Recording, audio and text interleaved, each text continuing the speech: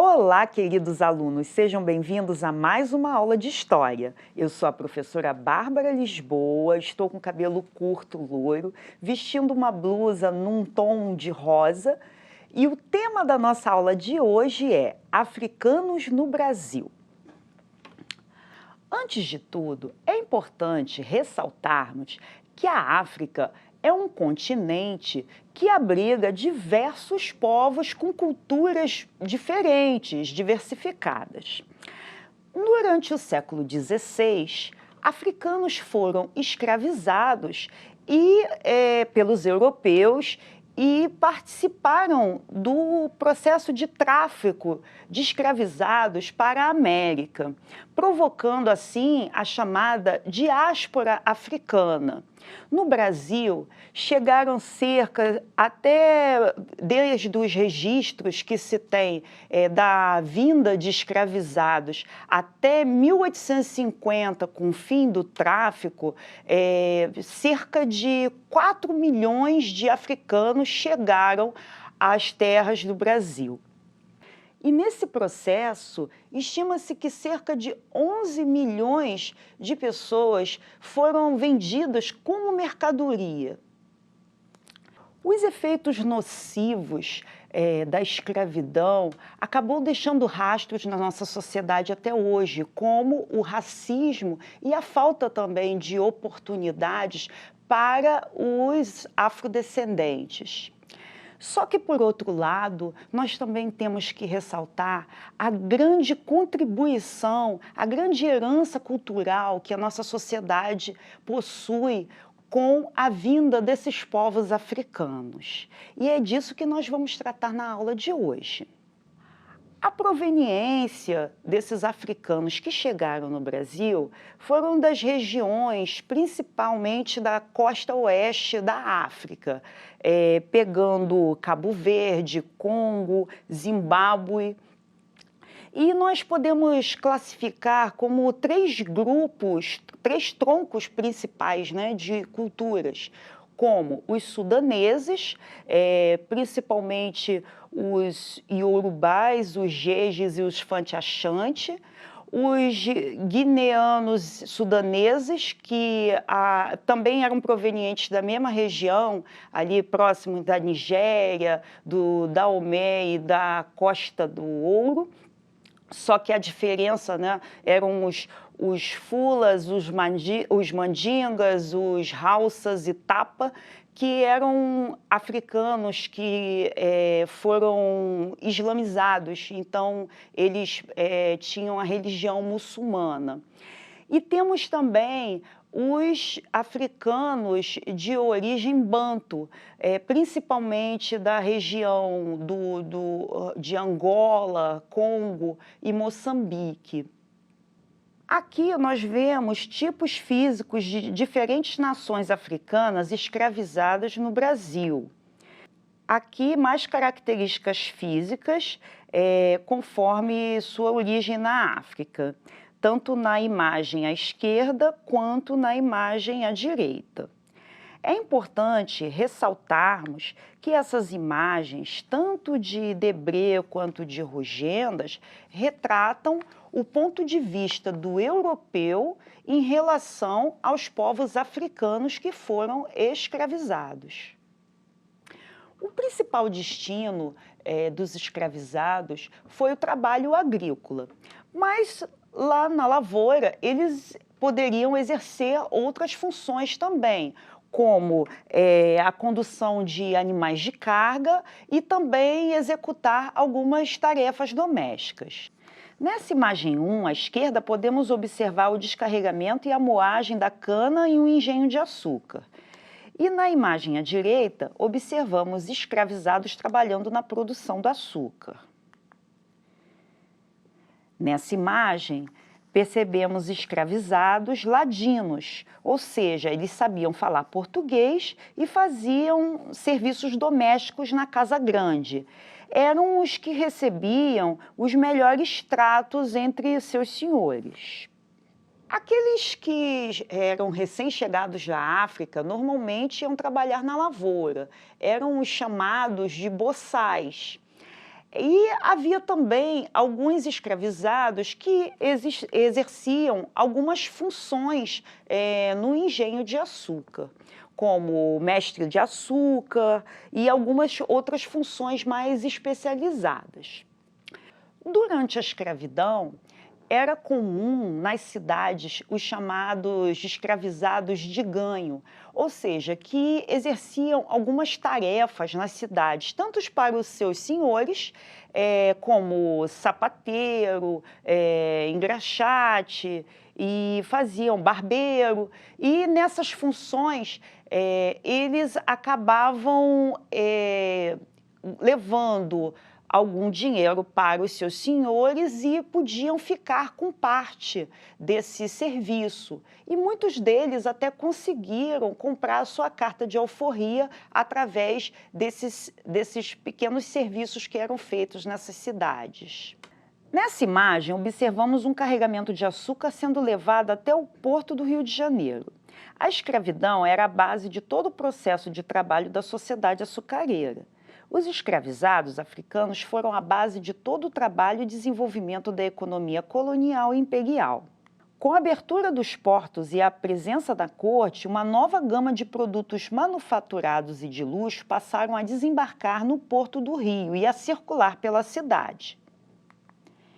Aqui vemos uma escravizada de ganho como vendedora. Os escravizados sofreram com muita violência e opressão. Porém, resistiram de diversas formas, desde diminuindo o ritmo de trabalho, como também muitas mulheres que engravidavam acabavam interrompendo a gravidez para que seus filhos não passassem por aquele sofrimento. Alguns fizeram também rebeliões, era comum também fugas para quilombos, e ao longo desse período, né, tanto colonial, né, que nós tivemos a escravidão, foi muito comum a organização de quilombos, que eram comunidades onde aqueles que faziam parte eram chamados de quilombolas, e ali eles desenvolveram uma economia própria e a sua cultura também. Então, os quilombos foram uma grande manifestação de resistência. O maior dos quilombos foi o de Palmares, na Serra da Barriga, entre os atuais estados de Pernambuco e Alagoas. Os quilombos eram não só comunidades de resistência à escravidão, mas também de afirmação da cultura africana. Agora nós vamos conhecer um pouco das heranças, dessa riqueza da cultura africana, desses povos que chegaram ao Brasil, através da exposição do Museu de Arte do Rio, tanto a exposição Iorubaiano quanto a exposição Crônicas Cariocas. Olá!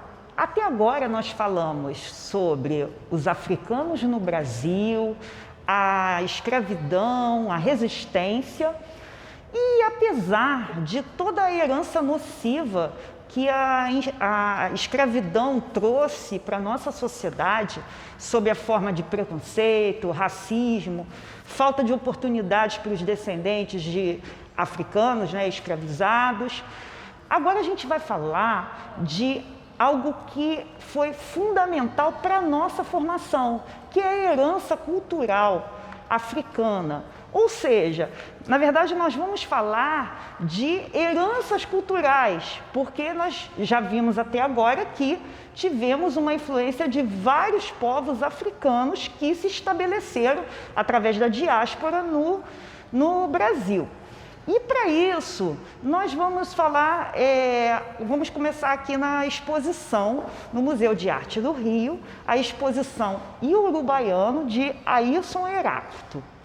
Um ponto fundamental que podemos destacar na herança da cultura africana para a nossa sociedade, para a nossa cultura brasileira, é que a arte, os valores e a culinária, a dança, a música, elas estão presentes, interpretadas não de forma segmentada, mas sim como um todo. E isso também é refletido no aspecto da religiosidade. Então, uma das coisas que a gente precisa desmistificar é achar que apenas nós tivemos como herança cultural dos povos africanos a religião, ou a culinária ou o samba, por exemplo. E sim, que tudo isso está interligado, porque a religiosidade é uma forma de expressão de valores. E isso a gente pode ver aqui nessa exposição, quando nós vemos corpos envoltos da alimentação, da comida, os alimentos que são elaborados, né? Na religião do Candomblé, que foi uma religião que se constituiu no Brasil através das matrizes africanas, uma recriação do culto aos orixás e das divindades de outras regiões também próximas que eram feitas na África. Nós temos a comida como o alimento, aquilo que dá vida, a água também como representação da vida. Então tudo isso aparece junto. E aqui nós podemos ver. É uma religião que expressa a arte africana em todos os sentidos, porque os africanos, a maioria das sociedades africanas, tinham como um aspecto fundamental o entendimento da vida como um todo, e que as pessoas precisavam sempre estar buscando o equilíbrio com o cosmos, com o universo, ou seja, com as forças da natureza. Portanto, suas divindades têm relação direta com as forças da natureza, e a vida ela é representada através do alimento, como nós falamos aqui, da água e dos elementos da natureza. E a dança, ela também representa esses aspectos, como nós podemos ver aqui, a dança dos orixás, a dança africana. Agora estamos na exposição Crônicas Cariocas, também no Museu de Arte do Rio. E para mostrar um pouco dessa herança da arte africana e essa concepção de religiosidade, onde arte, religião, valores, eles se misturam, nós temos aqui um exemplo de uma mostra de algumas máscaras africanas, representações das divindades, né, através desse formato de máscaras. E aqui nós temos também a representação dos pretos velhos, que são ancestrais do Brasil, representados muito na religião de Umbanda. E se nós formos aqui mais adiante, nós vamos ver também a questão do sincretismo, da mistura religiosa, como a festa de Cosme, São Cosme e Damião, que também é representada pela cultura africana, pelas divindades Ibeje, que fala das divindades gêmeas. Então, onde havia um ritual das baianas distribuírem caruru para as crianças, e logo mais tarde esse hábito passou a ser de distribuição de doces. Aqui nós vemos a representação do carnaval. O carnaval, embora seja uma herança cultural europeia, aqui no Brasil, ele teve como marco característico do ritmo o samba, que surgiu no Rio de Janeiro com a vinda das baianas no início do século XX, que se estabeleceram na região do centro da cidade. Aqui nós podemos ver uma amostra de discos de vinil, que era a forma como as pessoas podiam escutar o samba, né, e outras músicas também. E grandes compositores e artistas, cantores, como Cartola, Bezerra da Silva, Zequete. O samba, ele é uma expressão tão forte e de herança também das classes populares, da cultura africana, que através dele acabou sendo marcado a sua expansão através dos desfiles de escolas de samba. Do samba se originou outros ritmos, como o samba enredo, que é tocado nas escolas de samba, a bossa nova, o samba canção. Esses apenas são alguns dos exemplos que a gente pode ver. Não podemos também destacar como herança africana a questão da resistência, que ficou representada pela chamada capoeira, que hoje é um esporte que sincroniza, né, uma dança com uma luta e faz parte, né, do nosso patrimônio cultural. Porém, a capoeira, ela surgiu no Rio de Janeiro, no século XIX, e representava a resistência também dos descendentes de escravizados.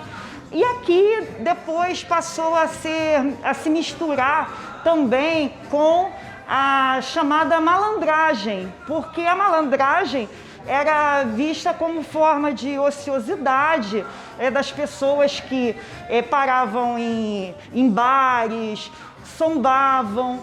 Então, as autoridades cariocas, lá no final do século XIX, início do século XX, acabavam por repreender essas pessoas que eram os descendentes de escravizados, né, faziam parte dessa cultura popular. Então, a gente pode perceber aí uma mescla de religiosidade, de cultura, uma presença cultural muito forte enquanto ato de resistência. Depois dessa aula, agora vamos ao nosso desafio. Nas exposições Iorubaiano, de Ayrson Heráclito, e Crônicas Cariocas, no Museu de Arte do Rio, vimos diversas heranças das riquezas culturais africanas para a nossa sociedade. Através desses vários aspectos que estudamos sobre os africanos no Brasil, como podemos colaborar para acabar com a triste realidade do racismo e da falta de oportunidades para os afrodescendentes nos dias de hoje? Nossa videoaula vai ficando por aqui. Não esqueçam de acessar o material Rio Educa com a ajuda do seu professor ou da sua professora. E também não deixem de assistir nossas próximas videoaulas. Até breve!